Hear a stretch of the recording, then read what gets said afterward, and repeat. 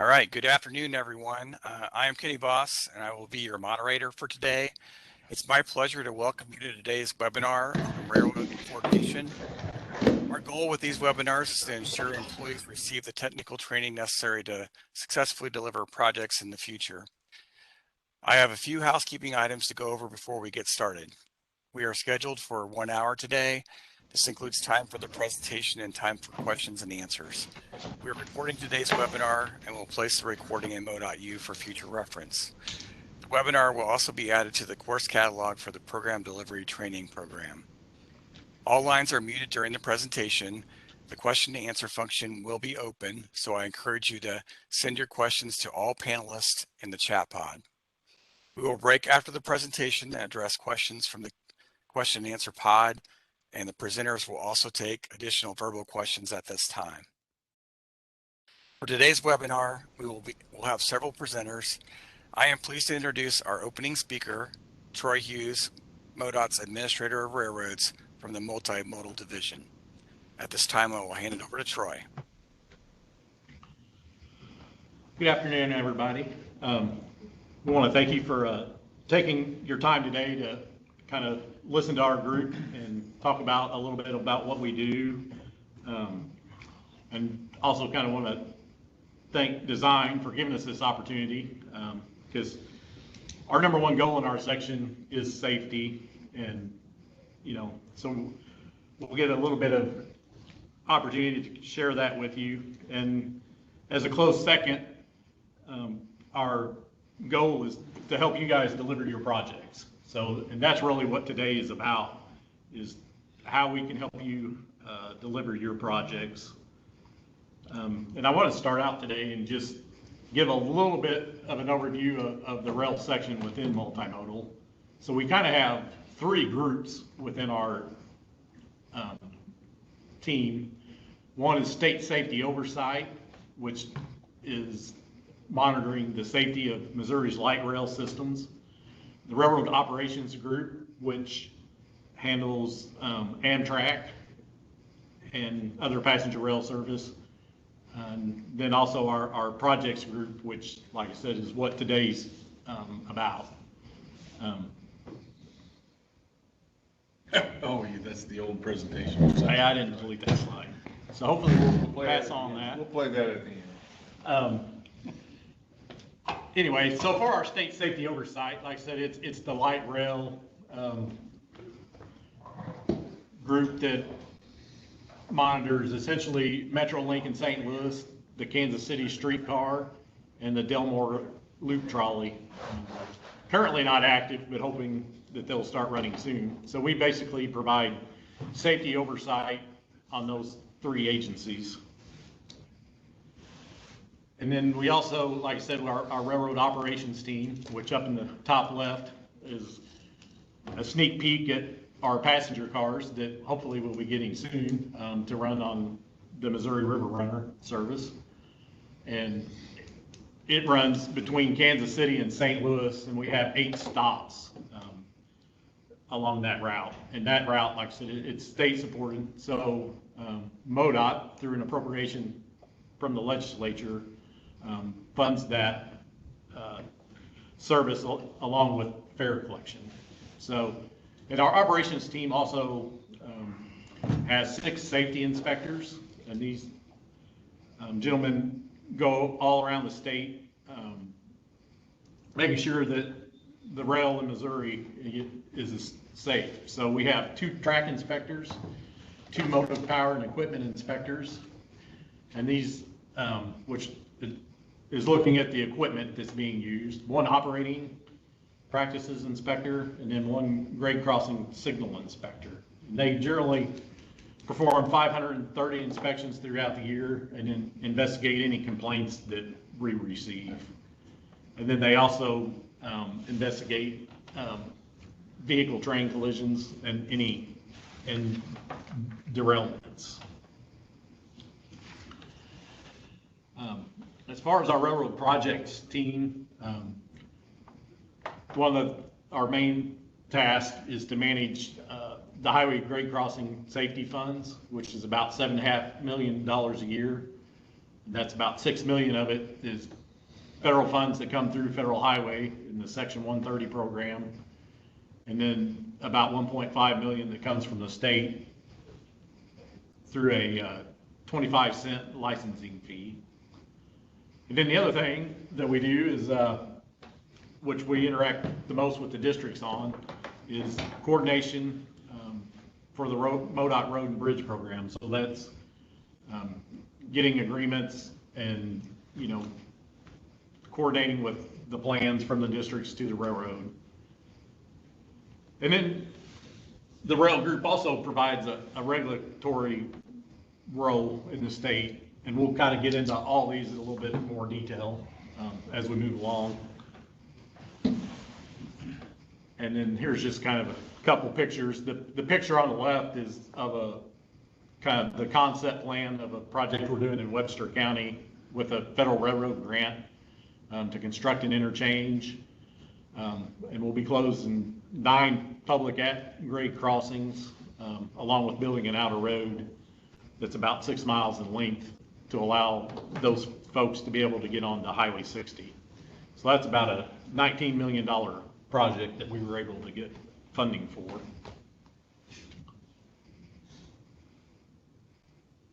And then just to put some names with our team, kind of like Kenny said, I'm the administrator of railroads.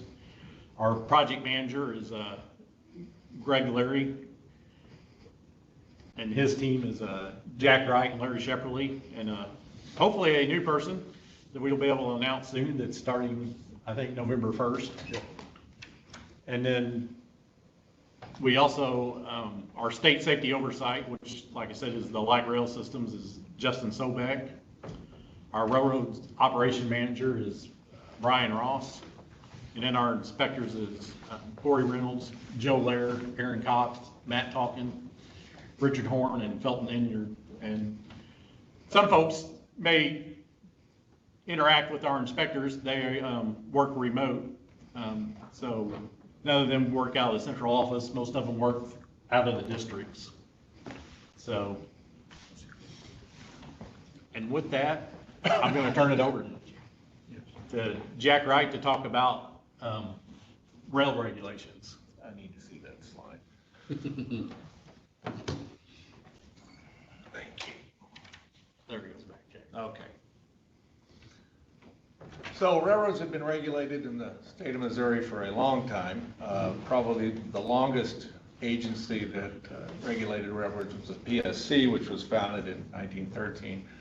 And MoDOT got involved with railroad regulation, and basically all those duties were assigned us as a result of Senate Bill 1210, which was effective in July 11th, 2002.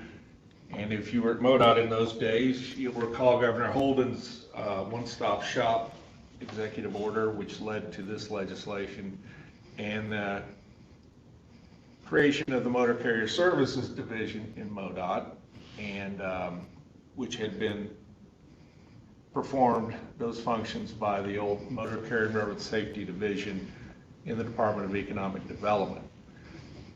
And so those duties, the motor carrier and the railroad functions, came over to MoDOT in 2002. And the regulations on the state level consist of safety regulations and also anything to do with a railroad crossing. A lot of the safety rules have been preempted by federal rules over the years, but MoDOT now has the authority and power regarding any crossing of a public road, so it doesn't have to be on our system. And when the PSC regulated the railroads and the old Motor Carrier Railroad Safety Division, they had a very formal process. You had to go through a law judge. You basically had to have lawyers file applications, hearings. It was a very long and bureaucratic process. As part of this Senate bill, they also enacted section 621.040, which, among other provisions, stated that the commission can issue a final order on these things when all parties have waived the hearing in writing. And so when we execute an agreement with a railroad or a local road authority or both on a safety project, those agreements have a clause where the parties have waived a hearing. So it is very rare that we have to take a rail safety project to the Administrative Hearing Commission. I think we did it one time to get a crossing closed. That was about 13 years ago. So we normally can handle this in-house as long as everyone, the interested parties, have waived a hearing. And go ahead and hit the next slide. Oh, yeah, right there, Larry, thank you. So we talked about orders. If you were to pull up an old grade separation file from a MoDOT road or State Highway Department project in the 40s or 50s, in addition to the agreement between the state and the railroad, there would have been an application and an order from the PSC.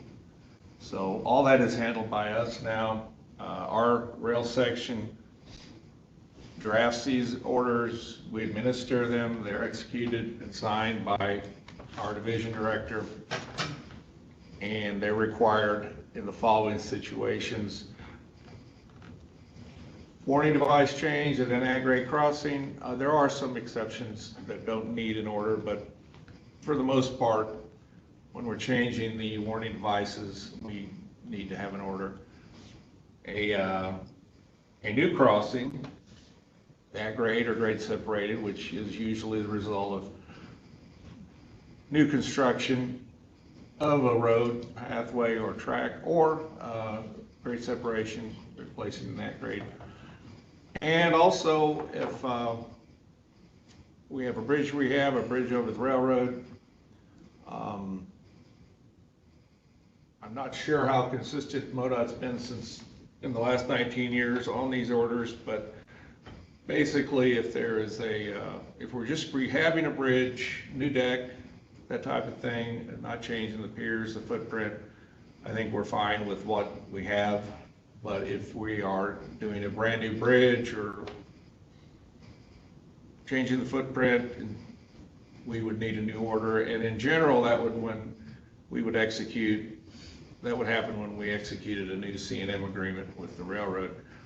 In general, Union Pacific is now requiring new C&M agreements for, I think, about anything. When somebody burps or something, they require that, along with the $50,000 non-refundable deposit.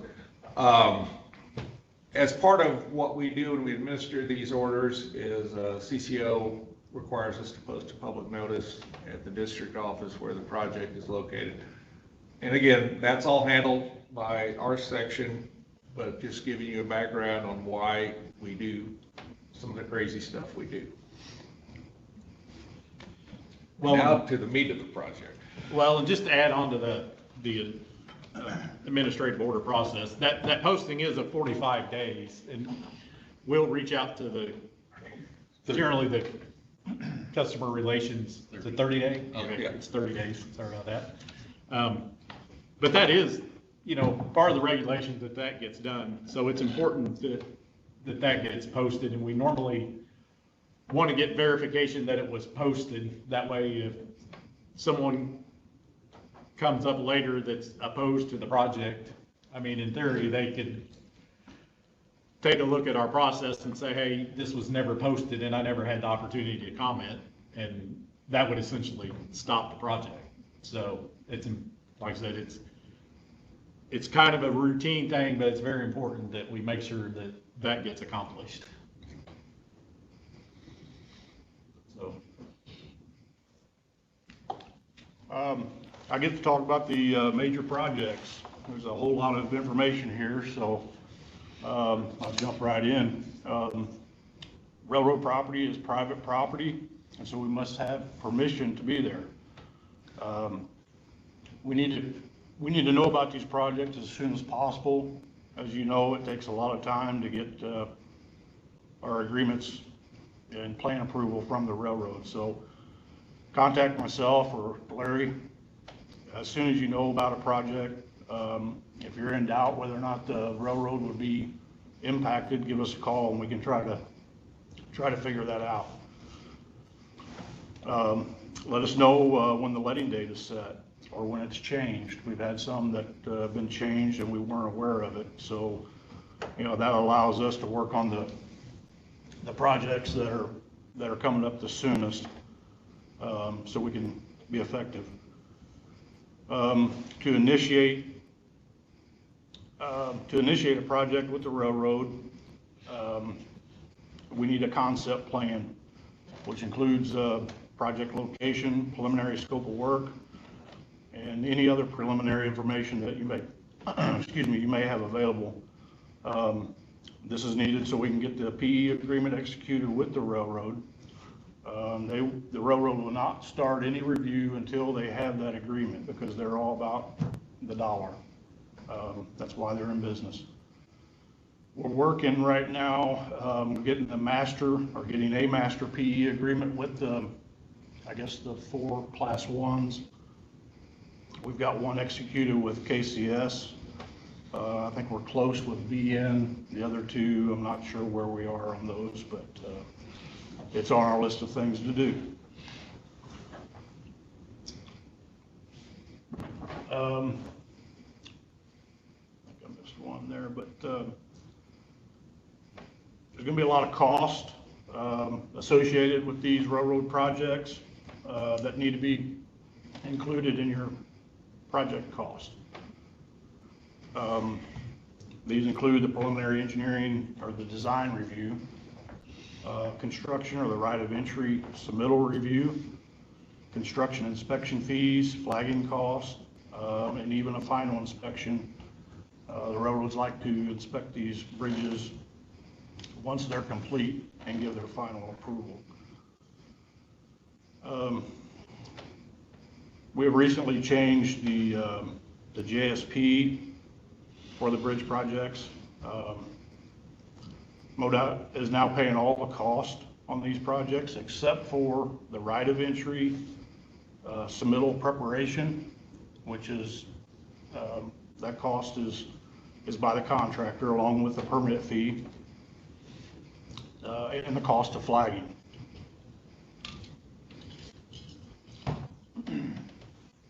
A perfect submittal, meaning span the right of way, which I'm sure you all heard about, and meeting all the criteria as outlined in the railroad guidelines, which UP and BN kind of follow the same guideline.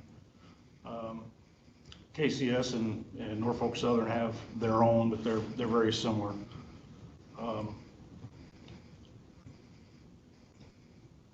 But to meet those, or to have if we have a perfect submittal, everything goes just right, you guys are, we get the plans back timely, we're looking at absolute minimum of 10 months to just get the final plan approval. So, you know, it takes time. That approval is obtained through an iterative process of submitting the concept plan. The railroad will review, or typically now they're having consultants review. They will send back their comment sheet and we have to reply to that, and hopefully we can move to the 30% plans. Norfolk Southern has a 60% submittal requirement. The others do not. We can go from the 30% to the 100%.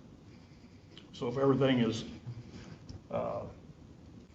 approved, then we can meet that 10 months just for the plan approval. That doesn't include any agreement execution.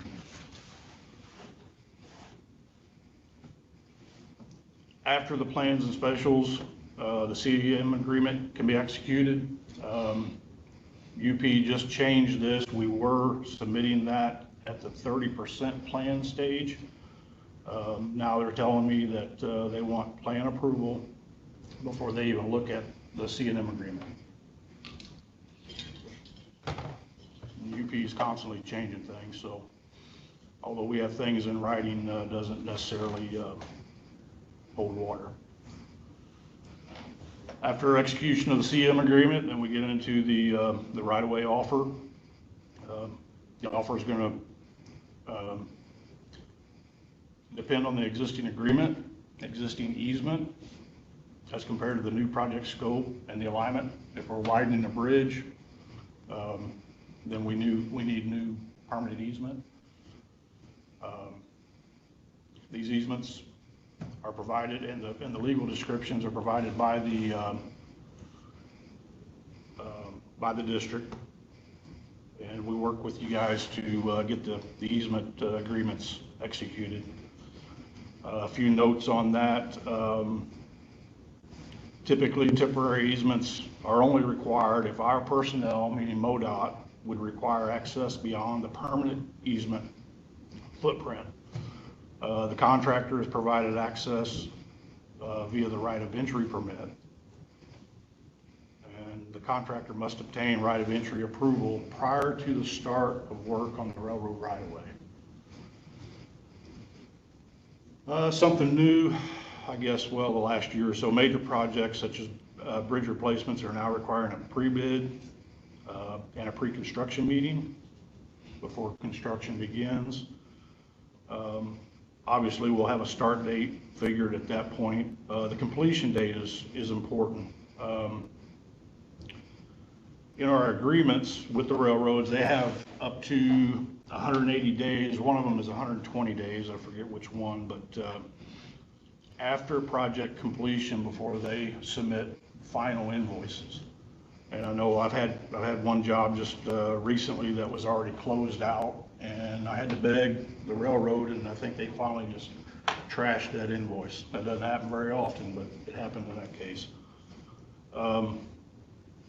We need the districts to monitor the on-site inspections, the flagging that's performed by the railroad, or again, they usually use a consultant.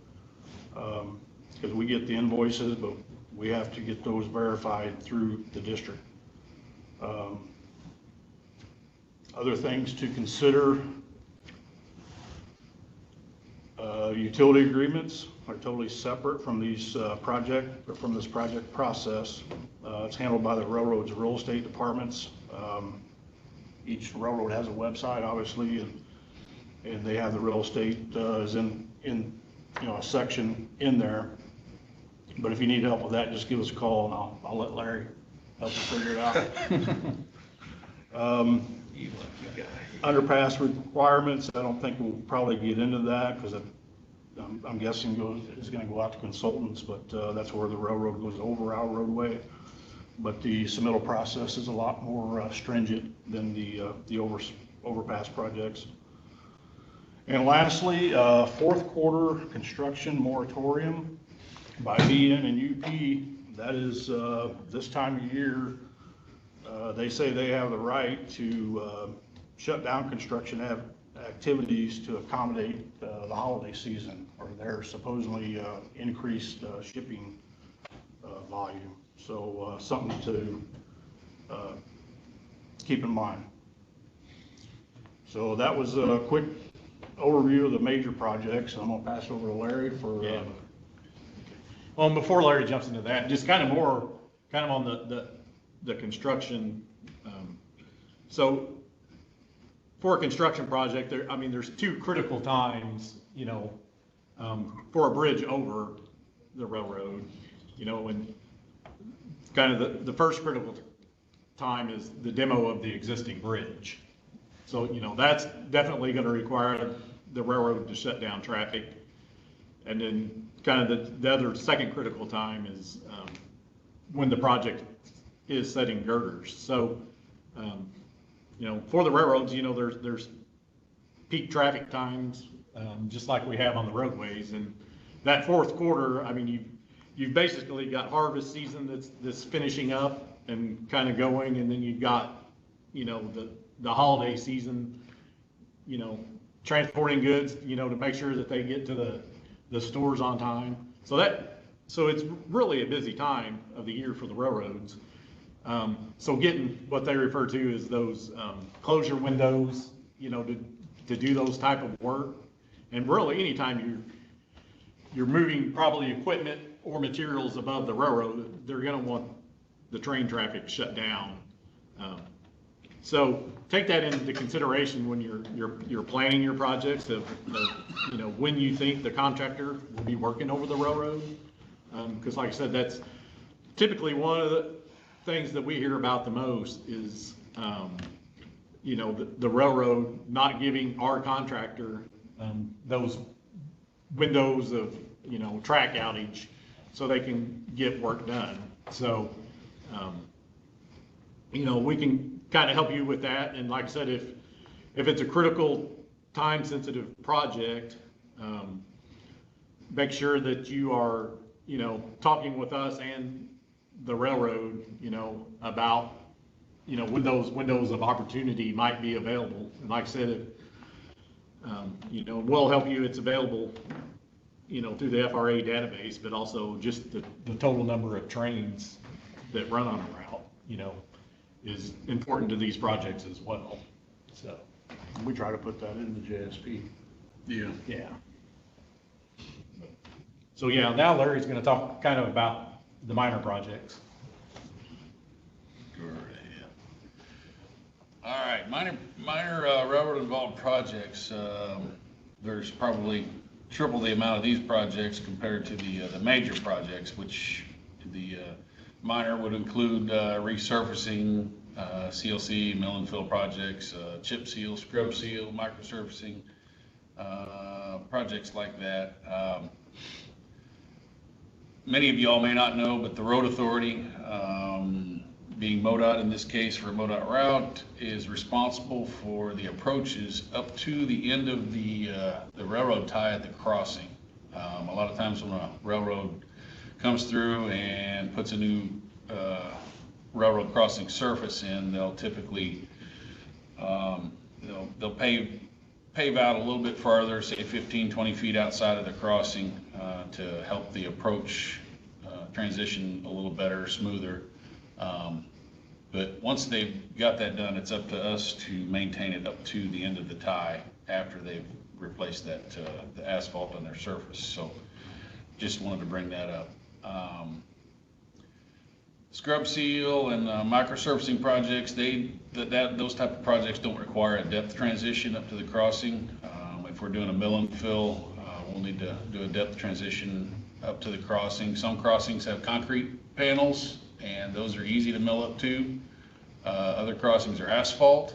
Some of those, you know, Kansas City Southern is notorious. That's all they use is asphalt crossings, and they'll ask us to stay 6 feet away from the nearest rail, make like a saw cut, or just take your transition up to 6 feet before the nearest rail on each side of the crossing.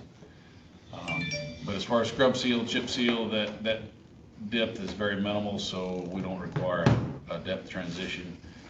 If you've got resurfacing underneath a railroad bridge, they request that we mill the amount that we're putting back so that we don't decrease the existing vertical clearance under the bridge. Let's see. Another project might include a minor bridge rehab, which would include deck crack sealing or deck resurfacing. As long as there's no deck repair, potential full depth deck repair, then it's considered a minor project, and it'll just be a job special provision for the coordination. If we're milling up to a bridge and we're accepting the bridge and we're going to replace the guardrail that attached to the bridge end, a lot of times that's well outside of the railroad involvement, outside of their right-of-way, so we wouldn't need to involve the railroad. I just need to make the call on that. So some bridges are shorter than others, some are longer, so they're kind of picky about that. So let's see, if the contractor's going to need access under a bridge, then it's probably going to be elevated to require a preliminary engineering agreement and you know, more coordination with the railroad. So if we can keep from getting underneath the bridge, we consider it a minor. If we have a bridge deck replacement and the deck is going back the exact same width as the one we're taking away, that's still going to be considered a major project and require PE, plan submittals. Sometimes we may have to have a new C&M agreement, sometimes we won't. Union Pacific has been to the point where they're starting to want C&M agreements almost on every what we consider maintenance projects. So it's just a fine line. Let's see, next slide. What to submit for a minor project. Some railroads require all of this. Other railroads just need to see the JSP and an idea of what we're doing. Union Pacific is requiring all of these items here. A typical section, they want to make sure the roadway's not getting wider at the crossing.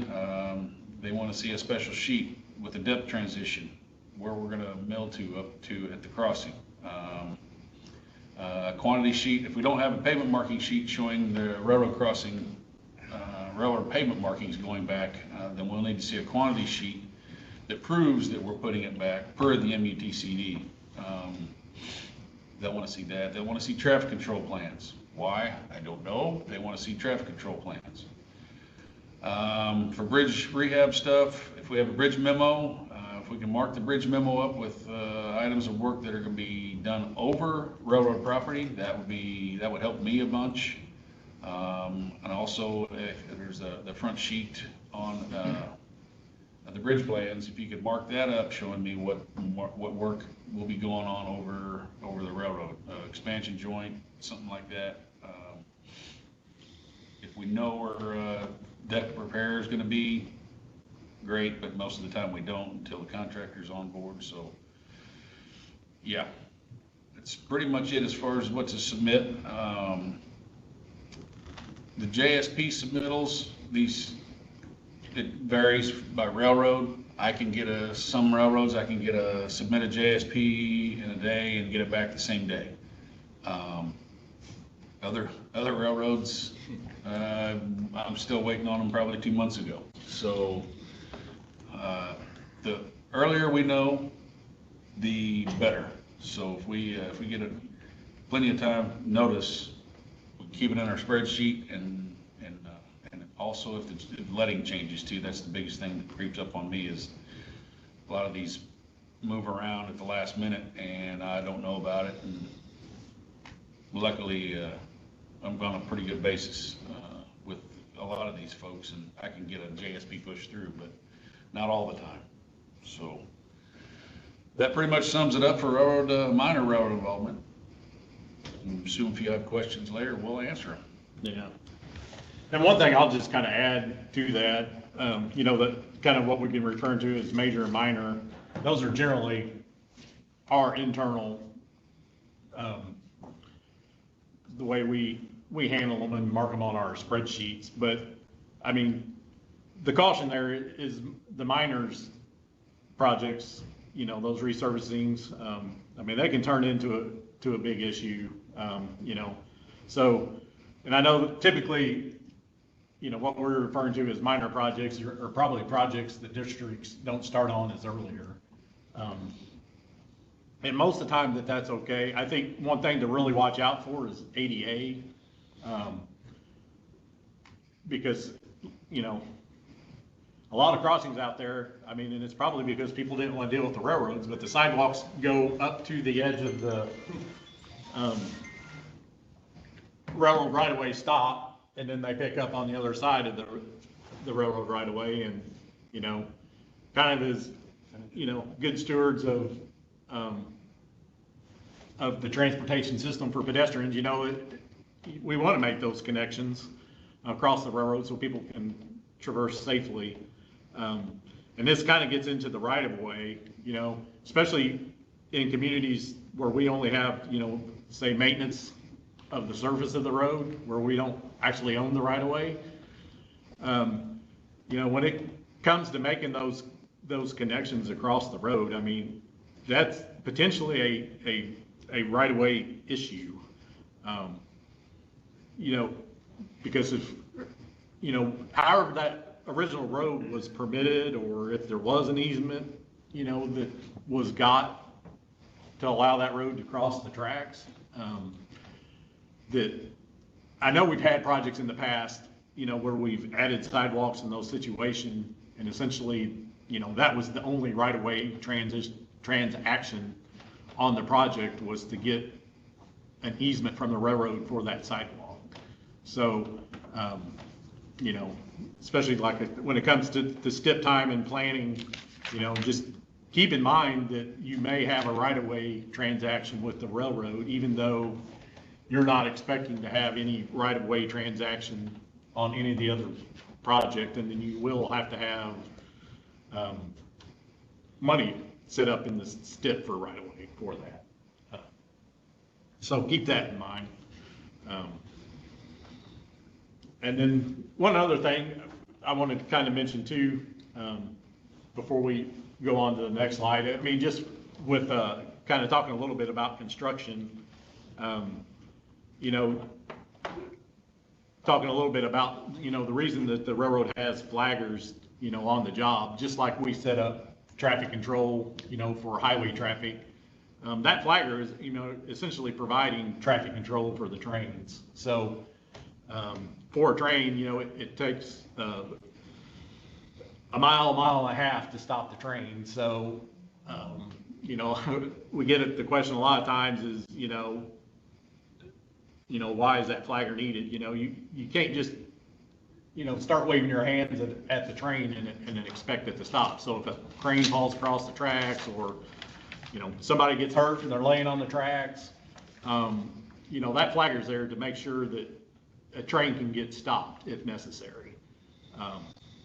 And they, just like us, they place signs, I think it's 2 miles on each side of the project, alerting the trains that there is construction activity going on. So like I said, they're an important part of the job. They're very important when it comes to safety for the project.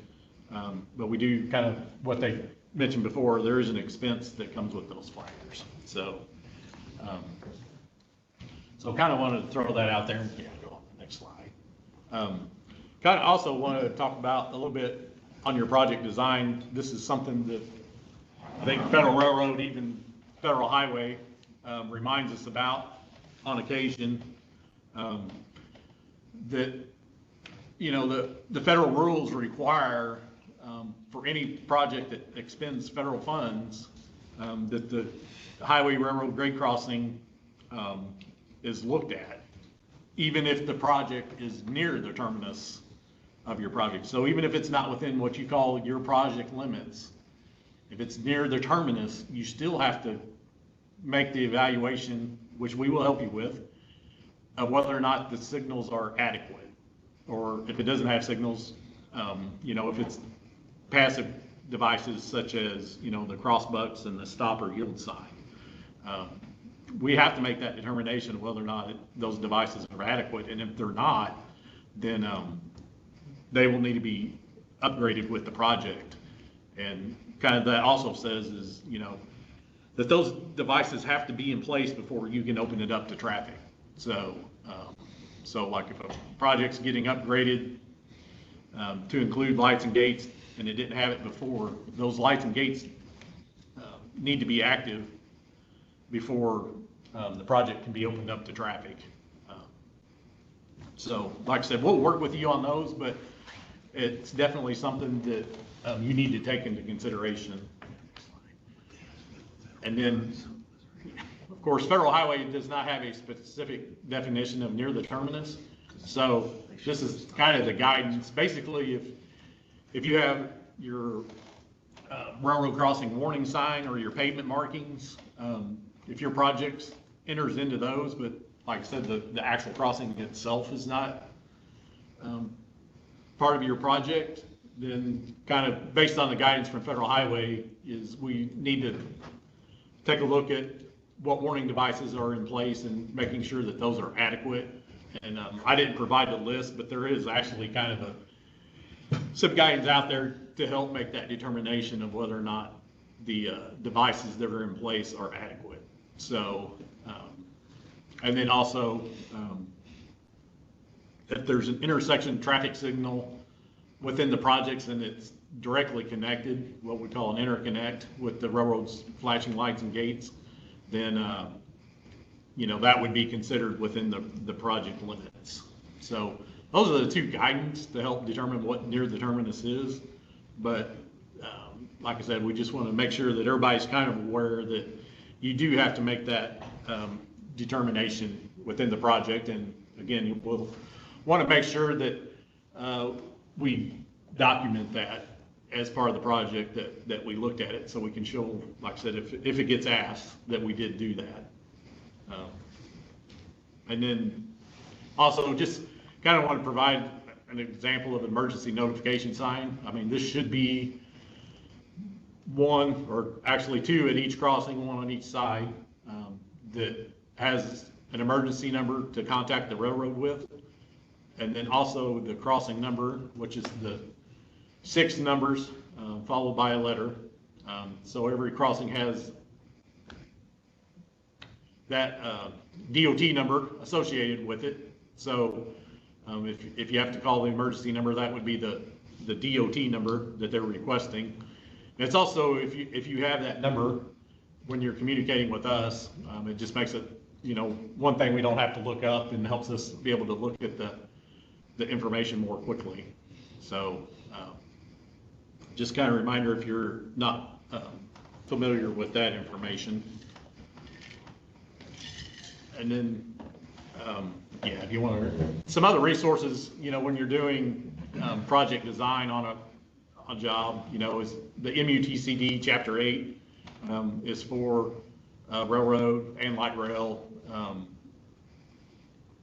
equipment. Signage is in there. And then also the Federal Highway has a highway rail crossing handbook. I think it's currently the 3rd edition, that also provides information on kind of the design and information for highway rail crossings. And then also the FRA has a crossing inventory. So if you use that 7-digit alphanumeric number, and you can look up within the FRA kind of the inventory, which will give you like train counts.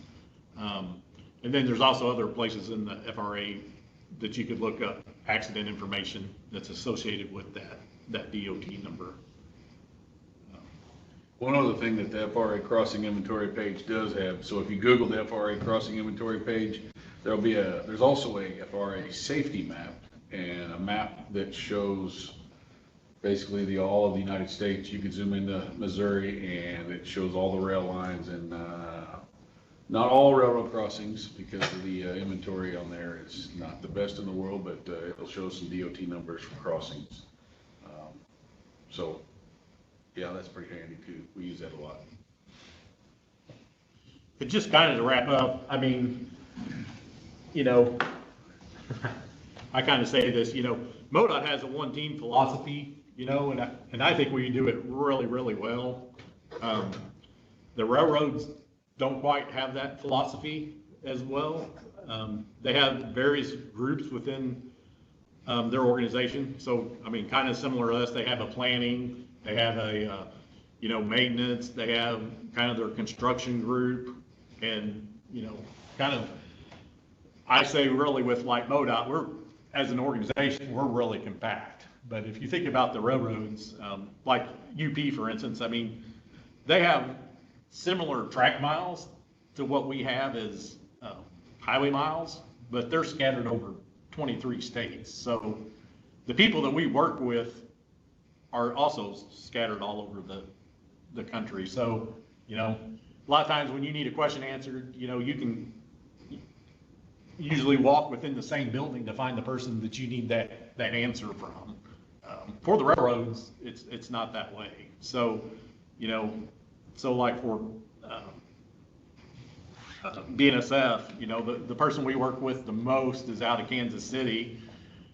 His boss is out of Minnesota, I think.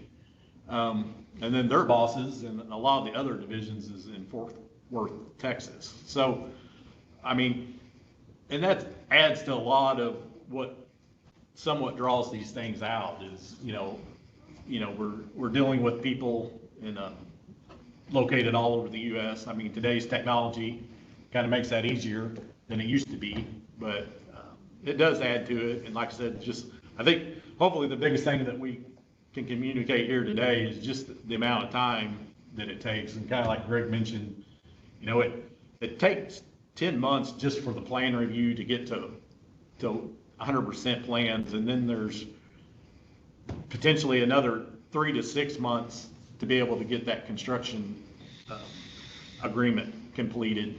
So, I mean, a year and a half, kind of at a minimum, kind of to work with the railroad if we're gonna have a project agreement. And that project agreement, needs to be in place really before the 10 weeks plan submittal to the bidding and contracts group, because we, just like right-of-way and environmental, Federal Highway requires us to have a railroad clearance on projects. So, and so like I think Larry and Dave said is, let us know as soon as possible, and make sure that, when you're planning your project, that the railroads are getting, as Greg indicated, a lot more particular about making sure that those 100% plans are complete prior to them executing the construction agreement. So, like I said, I mean, plan that in your schedule. So for a railroad involved job, especially like I said, a bridge, your final plans probably need to be done 3 months prior to that 10-week submittal deadline, which I know that pushes everybody's schedule up, but that's really what we need to make sure that we're able to give the railroad clearance to Federal Highway. So with that, there's Greg and I's contact information. We'll open it up for questions now.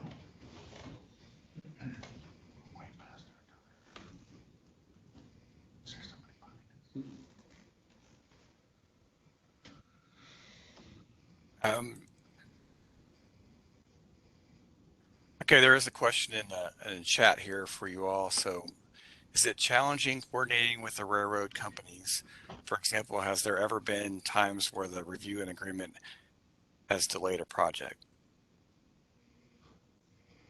I wish the answer to that was no. Well, yeah, I don't know who you want to answer that. I mean, we have, last month's letting, I think there was 2 projects that we had to issue conditional statements that we don't have a fully executed construction and maintenance agreement for.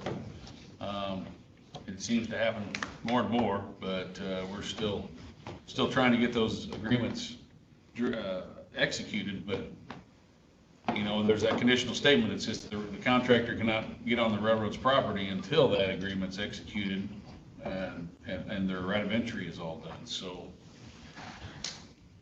to answer that, yes, it does delay. We do delay them.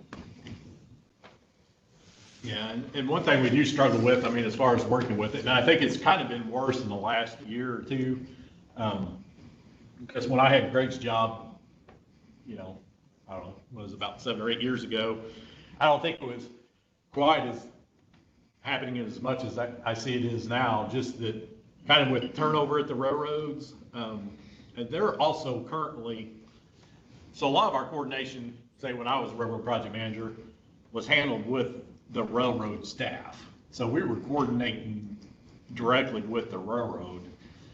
So, and I guess probably about 6 months to a year ago, that all the railroads have started transitioning to where the coordination is going through a consultant. So, and that just adds time. So,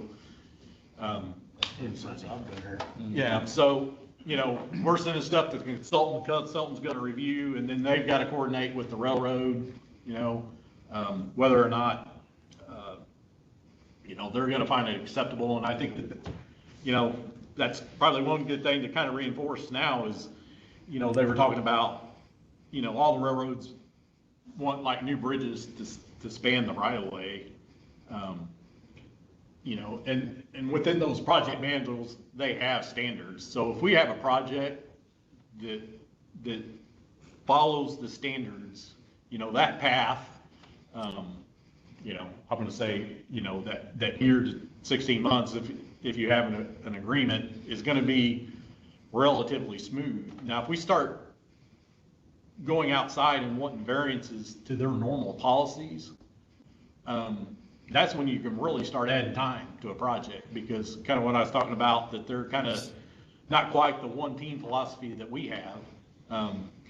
So our railroad contact, if there's a variance to the railroad's policy, they have to get sign off from their planning division, from their maintenance division, and their construction division, and structures, I mean, all their different internal groups, before they'll give us permission. And like I said, I mean, that itself might take 2 to 3 months, just of them trying to get an answer from all their different internal groups, and to get that sign off. So I think that's a really good question. All right, Troy, it's a question for me. Does your group have a plan for addressing the increased number of projects with increased funding?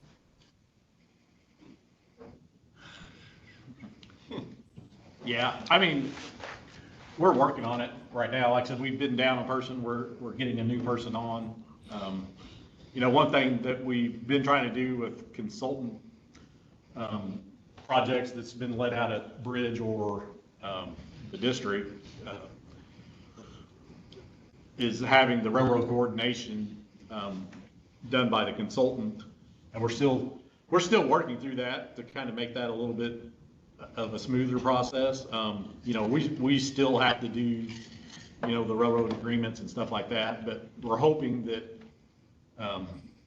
as that kind of gets, like I said, a little smoother, that you know, some of the back and forth can be handled by the consultant instead of our staff.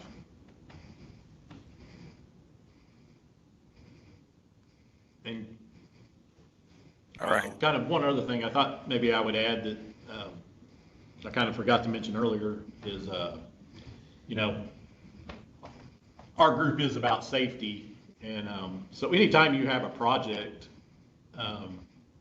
you know, you've kind of got your initial scope of your project. And, you know, like I said, there might be a railroad crossing near it. So I don't know why it is, you know, a lot of the railroads follow creeks or, you know, our highways are immediately adjacent, you know, so they're, might have, you know,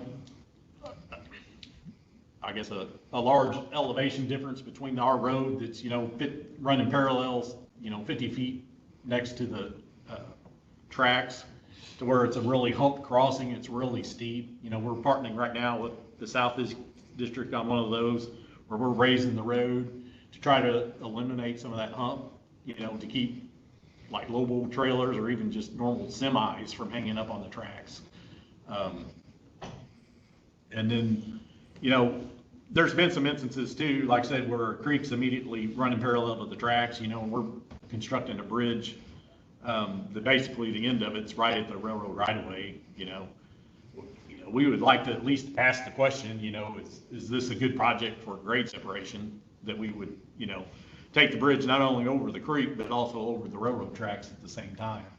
You know, a lot of times it may be no, but it's good to ask the question. So, you know, anytime you have a project that you kind of feel like that it might be out of the scope of your project, you know, to make safety improvements at a railroad crossing, I mean, definitely give us a call and we'll talk about it. I mean, maybe there'd be nothing that changes on your project, but it might be an instance where, you know, we can use some of our funds and, you know, increase the safety at the railroad tracks, you know, at the same time as your project, and it's going to be more cost effective, you know, really for the taxpayers is what we're looking for.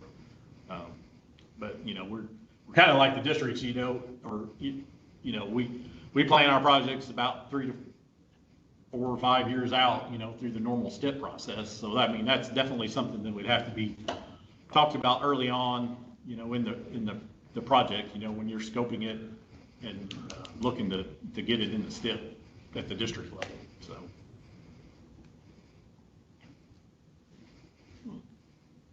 All right, I don't see any more questions in the chat, but why don't we go ahead and open the floor to any verbal questions. So within WebEx, you can raise your hand and we can unmute you if you have a question, and Charlotte will kind of look through that list and unmute anybody that has any questions.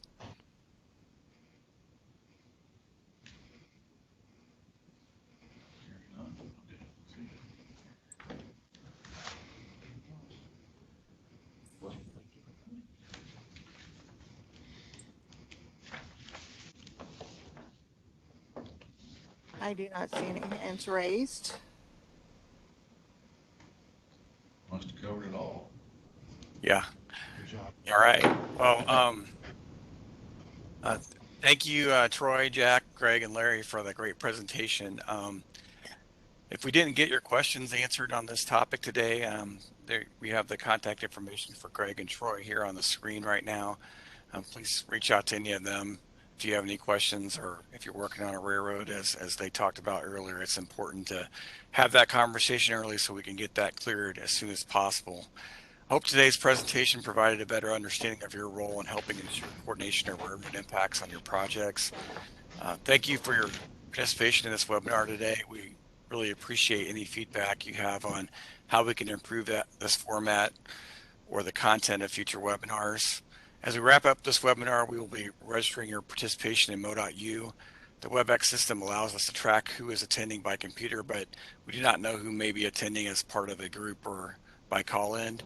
If you are in attendance but not signed into WebEx, please contact Charlotte Drinkard by email so that she can give you credit for today's training. I want to remind you, everyone, that our next webinar is on MoDOT's Transportation Management System, or TMS. It is scheduled for November 17th. And this concludes our webinar for today. So thank you very much for your participation.